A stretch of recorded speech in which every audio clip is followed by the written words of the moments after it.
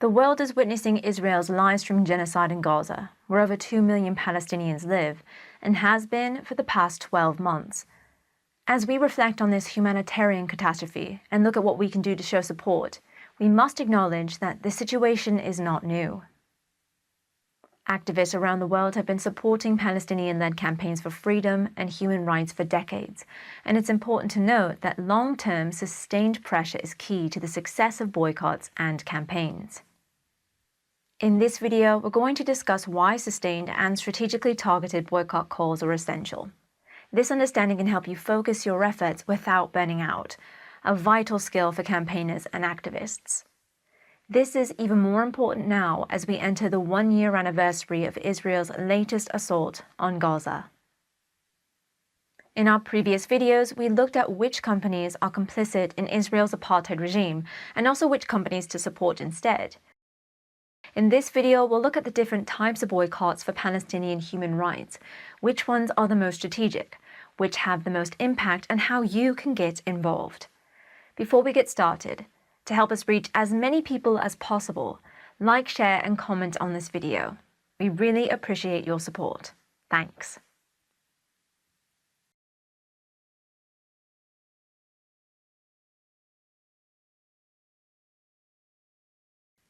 As you think about whether to participate in a boycott, here are some key questions to consider.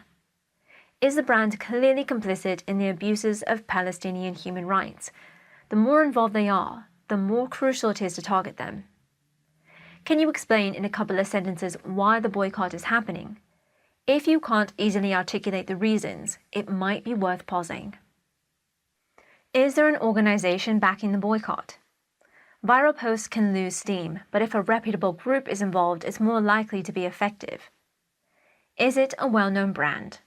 The more recognized the company, the more media attention it can generate, which could lead to a more effective boycott.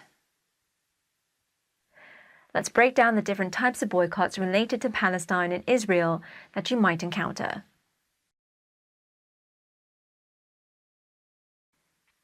Boycotting is a powerful action to take, and it has real value.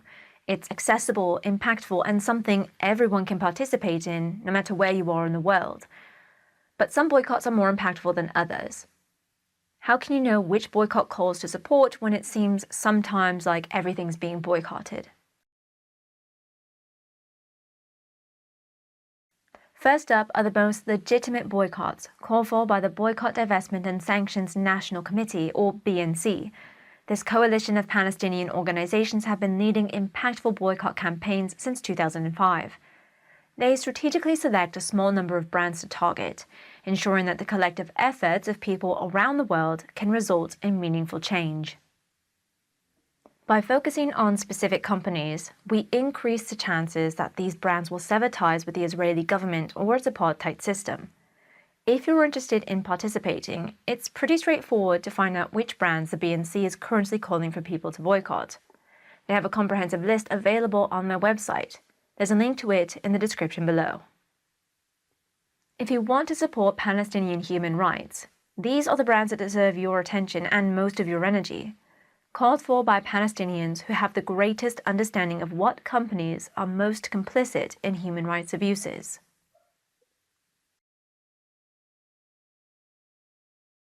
Next, we have boycotts that align with BDS principles but aren't necessarily BNC targets, perhaps because they focus on targets that are local to a specific country, region, or community. While the BNC tends to target globally recognized brands, it also encourages boycotts of all Israeli and international companies engaged in violations of Palestinian human rights. This opens the door for campaigners worldwide to identify with local targets that align with these principles. One example is the American Muslim for Palestine campaign, which has a long-standing boycott against Israeli date exporters, especially during Ramadan. It claims that dates from Israel are often grown in illegal settlements. This targets a product many in the community buy, making it a significant local BDS effort. Another example is Barclays, which Palestine Solidarity Campaign is calling for everyone to boycott. It claims that the bank holds over £2 billion in shares and provides £6.1 billion in loans and underwriting to 9 companies whose weapons, components, and military technology are being used by Israel in its attacks on Palestinians. We spoke with Louis Bakken, a campaign officer from Palestine Solidarity Campaign, about strategic campaigns. Here's what he had to say. PSC supports a boycott of all companies that are complicit in Israel's regime of apartheid against Palestinians. We run targeted boycott campaigns against a small number of highly complicit targets to maximise our resources and to have an impact. Individual actions like refusing to buy Israeli produce are a great first step, but we can make real impact by focusing our collective energy on a small number of targeted campaigns.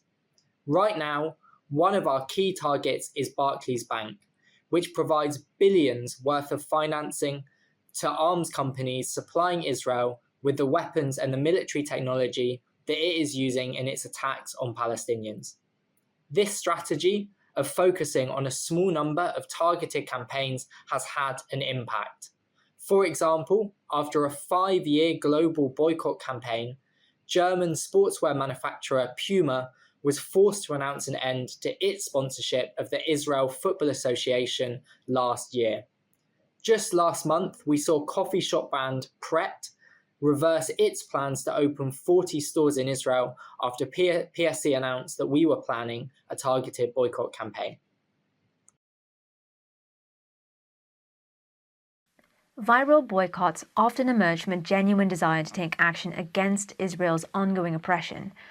However, sometimes a brand that wasn't originally part of a BDS campaign gains sudden attention. A recent example is the Starbucks boycott, which began when a Starbucks worker tweeted "Free Palestine" from their union account during the Israeli bombardment in October. After management demanded the tweet be taken down, the backlash led to lawsuits, media coverage, and a growing boycott campaign. It's crucial to note that Starbucks isn't as complicit in the abuses of Palestinian rights as many other companies. Several other brands have direct ties to illegal settlements or actively support apartheid. In comparison, the Starbucks boycott is less impactful because, as it isn't noticeably helping prop up Israeli apartheid, it can't stop these activities in ways that would help to weaken it. However, it is worth noting that viral boycotts can still create necessary publicity and keep the conversation alive, and this is why some people choose to support them. There are also other possible reasons to boycott Starbucks. See our boycotts list for more. There's a link below. Similarly with Marks & Spencer, many people associate M&S with the Palestine boycott.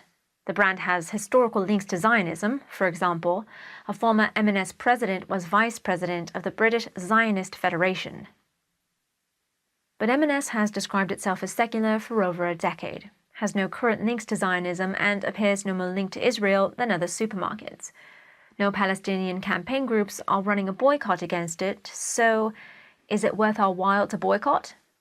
At a time when taking a stance for Palestine is so important, focusing collective energies on the brands targeted by Palestinian campaigners for their links to human rights abuses is probably a more effective way to spend our energy.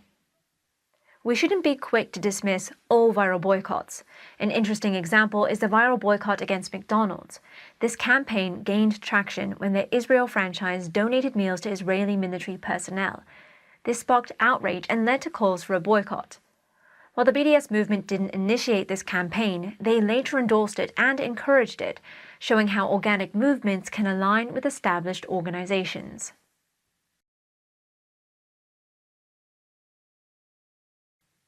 While boycotts can be powerful tools for change, it's essential to be discerning about which ones to support. In any large-scale movement, you'll find individuals claiming to be a part of it while violating its core principles. If you suspect a boycott is rooted in prejudice or misinformation, it's best to avoid it.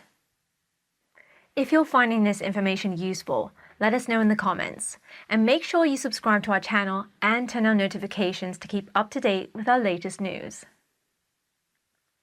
By engaging with your community, you can amplify your impact and connect with like-minded individuals who share your commitment to justice. The best way to get involved is to join your local group. Look on the BDS and PCS websites to find your local campaign. The links are in the description below. The BDS website has links to campaigns in lots of countries.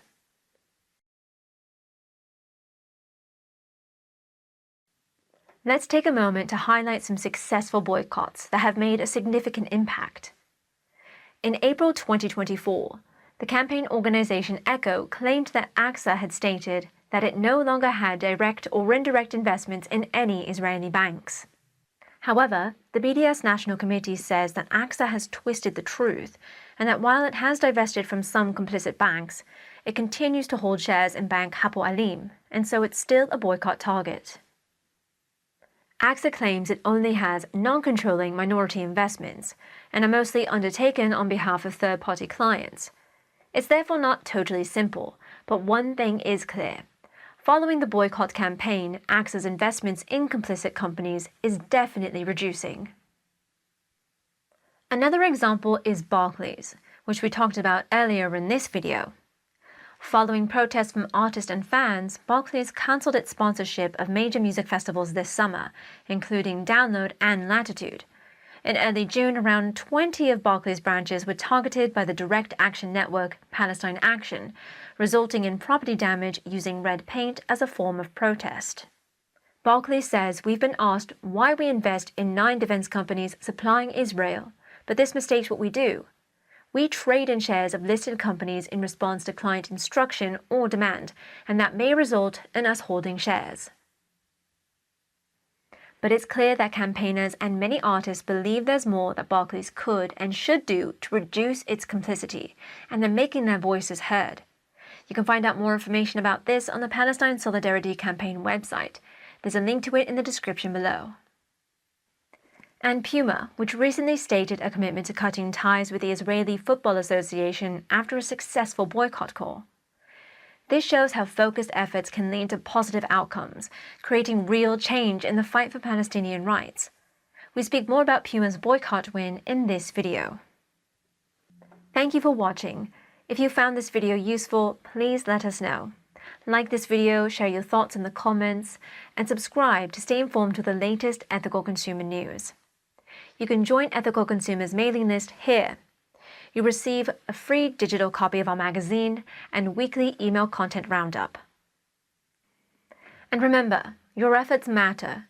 By focusing on targeted and strategic boycotts, we can collectively exert pressure for Palestinian human rights. Stay informed, stay engaged, and take action to respond to the Palestinian call for solidarity and demand for justice and equality for all. For more resources, links to articles, and our previous videos, check the description below. Thanks for watching, and let's keep the conversation going.